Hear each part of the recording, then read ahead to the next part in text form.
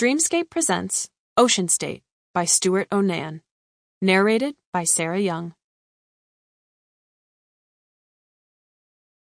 In the House by the Line and Twine. When I was in 8th grade, my sister helped kill another girl. She was in love, my mother said, like it was an excuse. She didn't know what she was doing.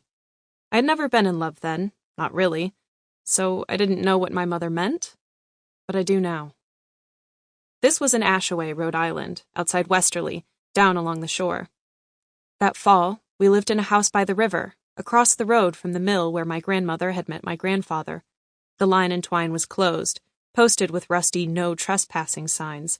But just above the dam, someone had snipped a hole in the fence with bolt cutters so you could sneak in the back.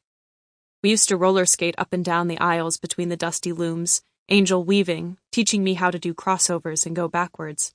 She could do spins like an ice skater, her hands making shapes in the air. I wanted to do spins and be graceful like her, but I was chubby and a klutz, and when I stood beside her in church, I was invisible. My mother said I shouldn't worry, that in time I'd find my special talent. I was a late bloomer, she said, as if that was supposed to be comforting. What if I didn't have a special talent? I wanted to ask. What if a hopeless nerd was all I'd ever be? My mother's talent was finding new boyfriends and new places for us to live. She worked as a nurse's aide at the Elms, an old folks' home in Westerly where my great-aunt Mildred lived, and didn't make any money. Fridays, she'd come home and change, brushing her hair out, making up her face, using too much perfume.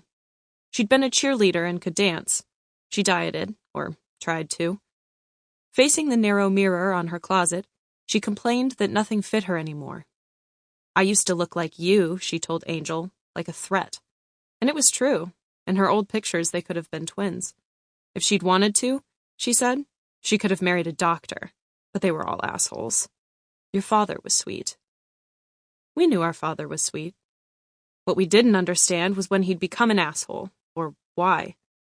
My grandmother had never liked him because his family was Portuguese.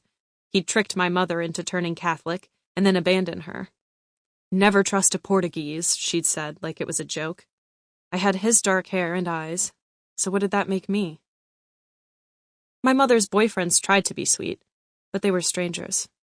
Sometimes they paid our rent, and sometimes we split it. When they broke up with my mother, suddenly, drunkenly, their shouting jerking us from sleep, we would have to move out again. Like her, we were always rooting for things to work out, far beyond where we should have. Our father was gone, and our mother couldn't stop wanting to be in love. I swear. Sample complete. Ready to continue?